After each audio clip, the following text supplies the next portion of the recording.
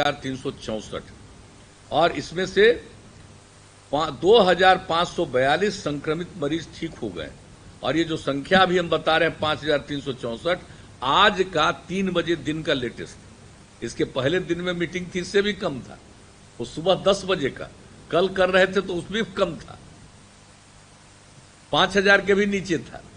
लेकिन ये जो जांच करवा रहे हैं हम लोग और संख्या बढ़ रही है तो ये तो बढ़ सकता है, घबराने की जरूरत नहीं, लेकिन सचेत रहने की जरूरत। हमने इसलिए कहा कि और अब अभी वर्तमान में 2,542 तो संक्रमित लोग ठीक हो गए, 2,791 लोग अभी भी एक्टिव हैं। ये जो नए नए लोगों को मिलता रहता है, बाहर से आने वाले लोगों में ही सबसे ज्यादा मिला है।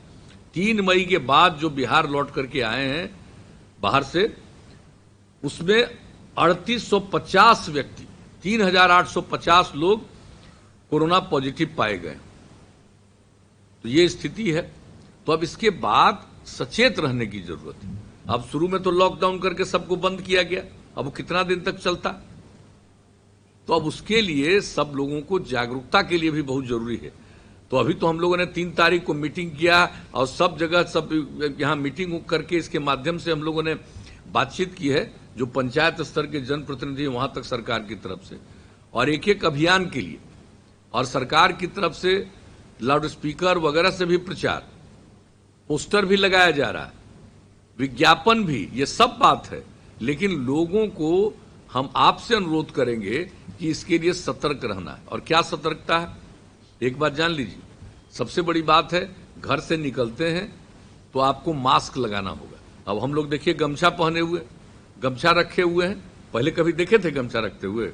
गमछा रखे हैं तो इसको जो है इस तरह से बाहर निकले तो नाक को लगाए और मास्क रखिए। हर गांव में हर परिवार को 4 मास्क और उसको साबुन का इंतजाम करवाया गया है राज्य सरकार की तरफ से, पंचायतों के माध्यम से। और दूसरा चीज, शहरों में भी ये काम करवाया जा रहा है। तो मास्क को पहनना चाहिए। अगर घर से बाहर निकले, अकेले हैं तो कोई बात नहीं, कहीं भी जा रहे हैं तो मास्क का इस्तेमाल करिए। अब शुरू में ये बात नहीं थी, जान लीजिए, जब मार्च महीने में इसके बारे में जानकारी मिली और हमारे विधानसभा के माननीय अध्यक्ष ने सभी दलों से, विजय बाबू ने बात करके तय करवा दिया, 16 तारीख को ही मार्च में बजट सेशन, बजट पास करके अनिश्चित काल के लिए स्थगित हो गया लोक विधानसभा और विधान परिषद। और उस समय ये जो हम लोगों को बताया गया था कि मास्क बीमार को पहनना चाहिए और बीमार के इलाज करने वालों को पहनना चाहिए, बाकी कोई जरूरत नहीं है। लेकिन बाद में ये पता चला कि मास्क तो सबको पहनना चाहिए, और ये बाद में पता चला हमको भी। और ये जो देखा गया है जापान वगैरह, जो सामान्य स्थिति में भी कोई बीमारी न हो इसके लिए मास्क पहनते हैं बाहर निकल करके। और हम एक बात आपको बता दें, हम बोध गया जब भी जाते हैं और वहां पर बाहर के लोग जो आते हैं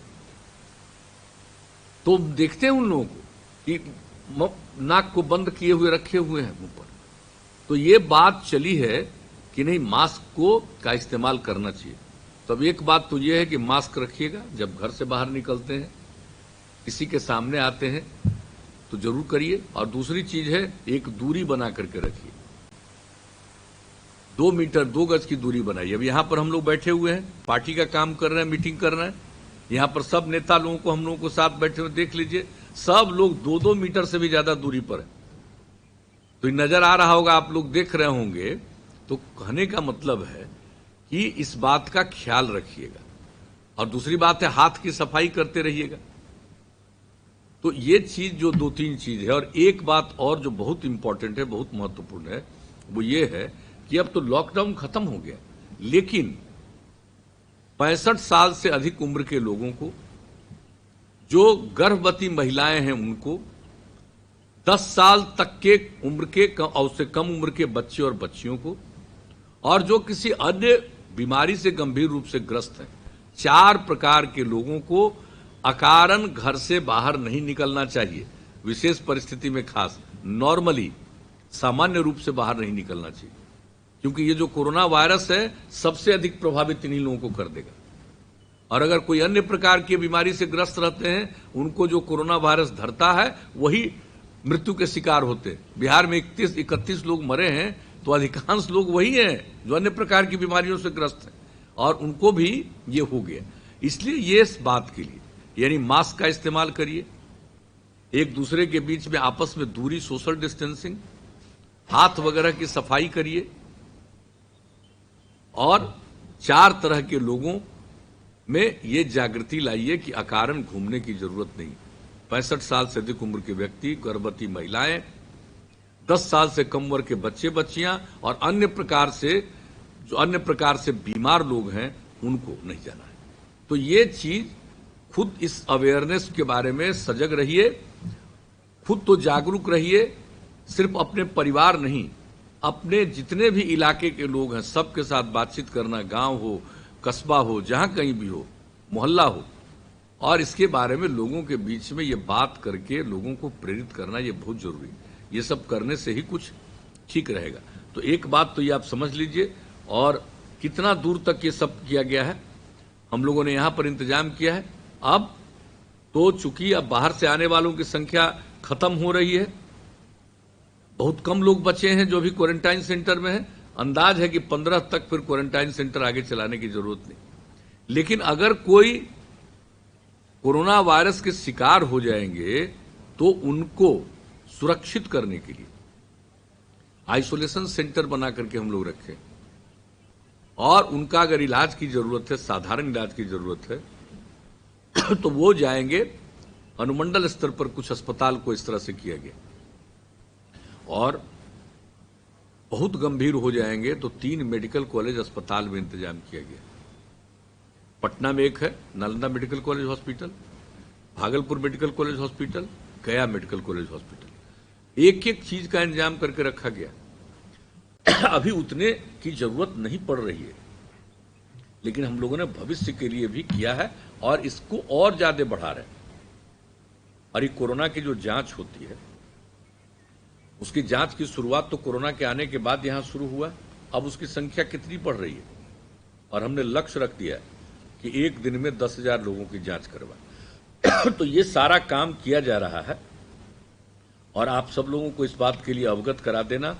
और जो लॉकडाउन के दौरान हर प्रकार का मदद हम लोगों ने किया, किस किस तरह का काम नहीं किया। सभी राशन कार्ड धारियों को 1,000 रुपया, जिनका राशन कार्ड नहीं बना था राशन कार्ड बनवाया जा रहा, सारा काम किया जा रहा है। और पहले से जिसके लिए राशन कार्ड को अस्वीकृत कर दिया गया था, हम आपको बता देना चाहते हैं कि 10,21,000 लोगों को स्वीकृत किया गया, और जीविका समूह के माध्यम से गांव में और बाहर शहरी क्षेत्रों में राष्ट्रीय शहरी आजीविका मिशन के माध्यम से किन किन लोगों का राशन कार्ड नहीं है, यह पता करके उसकी संख्या निकली है 22 लाख लोगों को। तो इन सब लोगों के लिए राशन कार्ड बनने की प्रक्रिया जारी है, और अब तक 14,44,000 नए राशन कार्ड बना दिए गए। और हम लोगों ने केंद्र सरकार के ये जो मंत्रालय है इसको भेज दिया है, और हमारे जो मंत्री हैं 2-3 बार लिख चुके हैं कि साहब आबादी बढ़ गई है, इसलिए राशन कार्ड धारियों की संख्या ज्यादा होगी। तो उनको कहा जा रहा, ये पुरानी आबादी 11 की आबादी 2011 की आबादी के आधार पर संख्या तय है, उससे काम नहीं चलेगा। अब उससे आप 9 साल आगे 2020 में है, तो संख्या तो बढ़ेगी। इसलिए कहा गया है कि आप सबको राशन कार्ड के लिए इंतजाम दे दीजिए। हम राशन कार्ड दे रहे हैं, राशन कार्ड के लिए केंद्र सरकार से ही मिलता है, अनुदान मिलता है। 2 रुपया किलो गेहूं और 3 रुपया किलो चावल का इंतजाम है। तो हम लोगों ने भेज दिया है कि हो जाना चाहिए हमारे बाकी राशन कार्ड धारियों का। बाहर से भी जो लोग आ रहे हैं उनको अगर राशन कार्ड है, उनका भी राशन कार्ड किया जा रहा है। लेकिन यह भी तय कर दिया है कि अगर वहां से नहीं कर पाएंगे, नहीं करेंगे, तो राज्य सरकार अपनी तरफ से नए राशन कार्ड धारियों को अनाज उपलब्ध कराएगी। यानी सरकार अनाज लेकर के 2 रुपया किलो जो गेहूं और 3 रुपया किलो चावल का व्यवस्था करेगी। ये सब दूर तक हम लोग किए हुए हैं, और सबके लिए। और बहुत बार हम लोगों ने चर्चा की, हर जगह ये सारे तरह से और कई प्रकार के लोगों को सहायता दी गई। और एक बात और बता देते हैं, चर्चा करिएगा, बहुत तरह के लोग बहुत तरह की बात करते रहता है, कुछ से कुछ बयान देता रहता है। रोज लोगों की आदत है बयानबाजी करने की, हम लोग बयान देते हैं। हमको कहता है कि बाहर नहीं निकले। अरे क्या है, लॉकडाउन लागू है और जब पूरे देश में कहा जा रहा है नहीं निकलना है, तो काम ना हम लोग कर रहे थे। प्रतिदिन एक एक चीज की समीक्षा, पूरे बिहार के लोगों से संपर्क और सारा काम कर रहे। खुद कहां रहता है भाग करके, इसका कोई ठिकाना नहीं है। पार्टी के लोगों को भी पता नहीं है, हम ही लोगों पर बोलता है। क्या क्या बोलता रहता है अखबार में बयान देके, भला बताइए। जब एक बार लागू कर दिया गया लॉकडाउन, तो लॉकडाउन लागू किया गया, सबको कहा जा रहा है घर से मत निकलो बिना मतलब के, तो घर से बाहर निकलेंगे लोग। कैसा उल्टा पुल्टा काम करने की कोशिश किया। लेकिन जरा दौड़ पूरे तौर पर देख लीजिएगा, हम लोगों को भी पूरी जानकारी है। लोग जितने लोग बाहर से आए हैं पीड़ित हैं, चंद लोगों को छोड़ करके। कुछ लोगों का दिमाग तो होता है ऐसा, जितने प्रकार का विवाद करने की कोशिश जगह जगह पर हुआ है, एक एक के बारे में रिपोर्ट हमने ली है। वो चंद सीमित लोग हैं जो कुछ लोगों का दिमाग गड़बड़ाया रहता है, वैसे लोग। लेकिन यह नहीं है, अधिकांश लोग, कुछ अपवाद हो सकता है, लेकिन अधिक से अधिक लोगों को यह ठीक लगा कि बिहार सरकार की तरफ से काम किया गया, बिहार सरकार की तरफ से उनको मदद की गई। बाहर थे तब मदद किया गया, यहां आने पर मदद किया। लेकिन कुछ लोग तो बयानबाजी देते रहते हैं। इसलिए आपको हम इन सब बातों की जानकारी इसलिए दे रहे हैं कि कितना ज्यादा हम लोगों ने इस काम को किया है और क्या हुआ है इस पूरे जगह में। पिछले बार जो लगा हुआ था, बाढ़ सुखाड़ हुआ था, उसके लिए तो काम किए। जल जीवन हरियाली अभियान की शुरुआत किए, 11 आइटम, एक है लगातार अभियान और 10 आइटम, ये सब काम हम लोग करते रहे, एक एक चीज। और इस बार भी आपको हम बता दें कि फरवरी महीने में वर्षा हो गई और उससे बहुत फसल का नुकसान पहुंचा। उसका आकलन हमने कहा कृषि विभाग ने करके भेजा, उस पर 60 करोड़ रुपया राज्य सरकार ने आवंटित किया। मार्च महीने में 3 बार 3-3 दिन वर्षा हुई, उससे और ज्यादा नुकसान हुआ, तो उसका आकलन करके जो राज्य सरकार के ने मांगा, उसके आधार पर 518 करोड़ रुपए की सहायता किसानों को देने के लिए आवंटित किया। और फिर अप्रैल महीने में भी वर्षा हुई, उसका भी पता किया गया कि जो नुकसान हुआ उसके लिए 151 करोड़ से भी ज्यादा रुपए। आप समझ सकते हैं, इतना 700 करोड़ रुपए से ज्यादा, 730 करोड़ रुपए के करीब हम लोगों ने इतना इंतजाम किया है सब लोगों के लिए। और एक एक काम के लिए करते हैं। क्या होता था भाई, जरा नई पीढ़ी के लोगों को और सबको और आप लोगों को याद करिए कि 2005 तक कुछ होता था तो किसी को कुछ मिलता था जी, कुछ मिलता था, कहता था 25 किलो अनाज मिलेगा, और भी उसका भी तय हो पाता था कभी। और बताइए 2007 से जो हम लोगों ने आपदा के लिए काम किया, सबके लिए स्टैंडर्ड ऑपरेटिंग प्रोसीजर बना दिया कि कब किस स्थिति में क्या करना। हमने प्रारंभ से ही कह दिया कि सरकार के खजाने पर सबसे पहला अधिकार आपदा पीड़ितों का है, और इसके लिए काम कर रहे हैं। कोरोना वायरस को भी आपदा मान करके केंद्र सरकार ने आपदा प्रबंधन कानून 2005 के मुताबिक सब काम किया, हम लोग उसी को मान रहे हैं। और आप देख रहे हैं कि सारा काम हम लोग कर रहे हैं। एक एक आदमी जो क्वारंटाइन सेंटर में, जो आपको बता दिया कि 15 लाख से भी अधिक आदमी बाहर से आने वाले, ट्रेन से ही आने वाले 20 लाख से भी ज्यादा है, अन्य प्रकार से भी कुछ लोग आए, सब प्रकार से आए। लेकिन क्वारंटाइन सेंटर में जिनको रखा गया 14 दिन तक, एक व्यक्ति पर राज्य सरकार ने 5300 रुपया खर्च किया है। आप जरा कल्पना कर लीजिए, 14 दिन रखना, खाने पीने, उनके इलाज, सब तरह का, उनके कपड़ा के लिए, कौन सा काम, बर्तन के लिए, बाल्टी के लिए, कौन कौन सा काम नहीं किया गया। हर प्रकार का इंतजाम करके और सबको दिया गया। और उसके अलावे जो क्वारंटाइन सेंटर को चलाया जाता है उसके लिए अन्य प्रकार का जो खर्च होता है। और जो बाहर से आए या आने के बाद उनको आने का खर्च प्लस 500 रुपया और न्यूनतम 1000 रुपया का हमने निर्णय लिया। तो आप समझ लीजिए एक आदमी पर 5300 रुपया का हम लोगों ने व्यय किया है और कर रहे हैं। तो इस तरह से काम किया जाता है। तो कुछ लोग तो ऐसे ही बोलता है। एक बात आप जान लीजिए, इन सब चीजों पर एक तो रखिएगा। और दूसरी चीज जान लीजिए, कुछ लोगों का बयानबाजी होना अपना चलता है ना, कुछ आदमी हमसे बड़ा खिलाफ हो, बहुत खिलाफ हो गया, और कुछ जो अपने को पढ़ा लिखा मानता है, वैसे चंद, सभी नहीं, चंद लोग। किस लिए जानते हैं? शराबबंदी जो लागू किया, महिलाओं की मांग पर जो हमने 2015 में ऐलान किया कि अगली बार सरकार में आएंगे तो लागू करेंगे, और लागू कर दिया 2016 के अप्रैल 1 से लेकर के 5 तक के बीच में पूरे बिहार में। और उसका कितना बड़ा असर है, महिलाओं को कितना लाभ मिला, युवाओं को कितना, युवतियों को कितना लाभ मिला, कितनी खुशी है, सब तरह की बात। लेकिन चंद लोगों को बड़ा बुरा लगता है। हम तो बता दिए हैं, कुछ लोग हैं, यही लोग जो हमारे शराबबंदी के कारण परेशान हैं, और जो हमने शराबबंदी लागू किया है, बिहार के बाहर भी कुछ लोग अपने को मानते हैं तथाकथित इंटेलेक्चुअल, इसमें से भी कुछ लोग, सब नहीं, चंद लोग, तो ये लोग भी पूरा का पूरा हम लोगों पर प्रचार करते रहता है। अरे हम काम करते हैं, और जब से बिहार के लोगों ने मौका दिया है, आप बताइए, कोई पहले काम करता था और आज हम लोग काम करते, कौन सा काम नहीं किया है? हमारे साथियों ने आपको संक्षेप में जानकारी दी है। क्या स्थिति थी? शाम के बाद कोई घर से बाहर निकलने का हिम्मत करता था? कितने सामूहिक नरसंहार होते थे, कितने सांप्रदायिक दंगे होते थे, कितने लोग मौत के शिकार होते थे, कितना को लूटा जाता था, क्या नहीं हो रहा था, कौन कौन सा काम नहीं होता था। फिरौती के लिए अपहरण होता था, याद है ना, कितने लोगों का अपहरण होता था। अब फिरौती, माल के लिए, पैसा के लिए अपहरण करता, क्या स्थिति थी।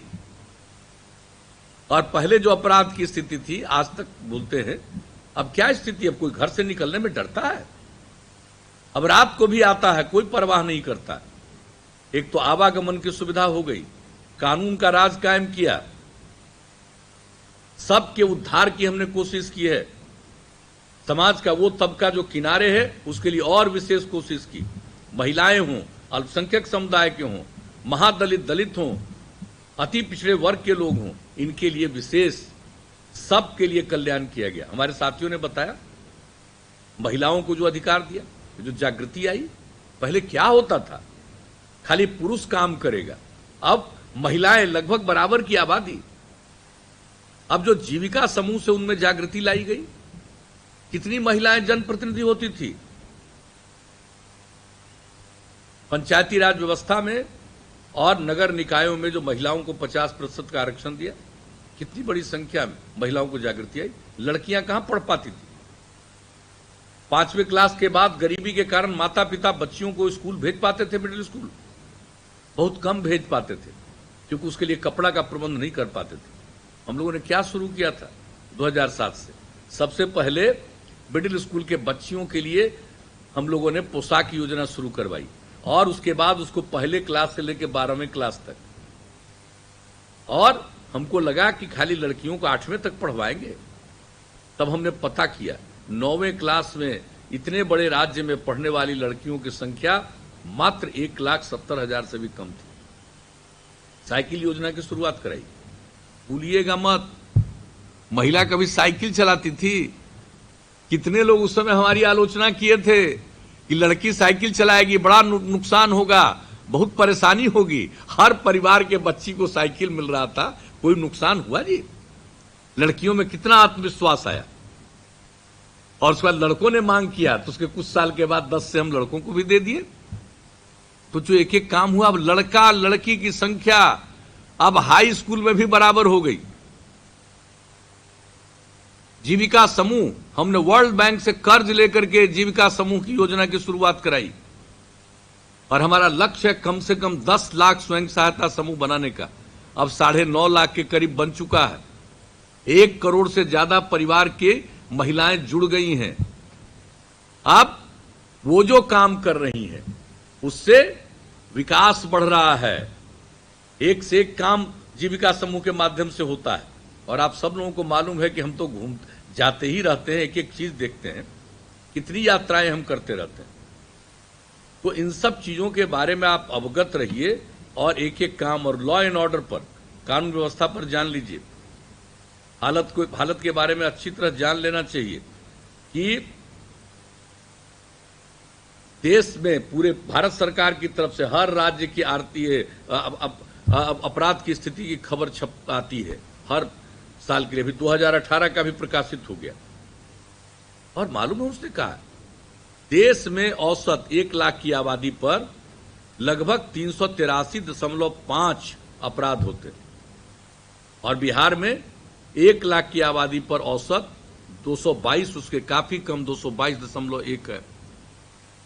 और बिहार का अपराध वाले में ऊपर नहीं है, बहुत नीचे है, देश में 23वां नंबर है।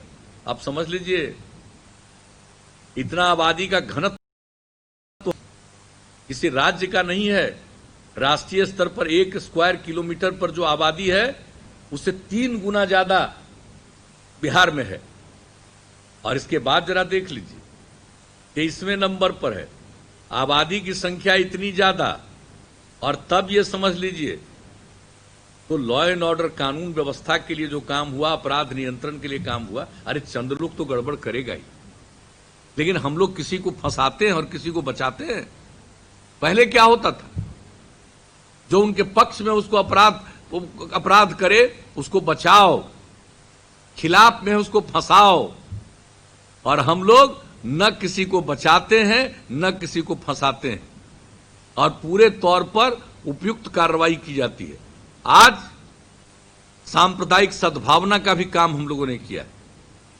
हम कभी वोट की चिंता नहीं करते, लोगों ने अवसर दिया है तो हम उनके सेवा के बारे में सोचते हैं और कैसे काम किया जाए। और एक एक काम जो किया गया, किसी भी क्षेत्र में, शिक्षा हो, स्वास्थ्य हो, जल संसाधन हो, सिंचाई हो, कृषि का क्षेत्र हो, आप जरा बताइए। अभी आपको बताया गया, आरसीपी सिंह ने बताया कि जो कृषि रोड मैप हम लोगों ने बनाया, और कृषि रोड मैप के बाद से किस तरह से बढ़ रहा है उत्पादन, उत्पादकता बढ़ रही है, उत्पादन बढ़ रहा है, हर तरह का इंतजाम हो रहा है, जान लीजिए, हर तरह का काम किया जा रहा है। तो इसलिए हम लोग तो इतना ही आपको कहेंगे कि हर चीज की जानकारी जो दी जा रही है, इससे लोगों को अवगत कराइए। और हम समझते हैं कि ये अवगत आप खुद भी जानते हैं, और जो हम लोगों का 7 निश्चय वाला काम है, बोलिए, हर घर बिजली पहुंच गया।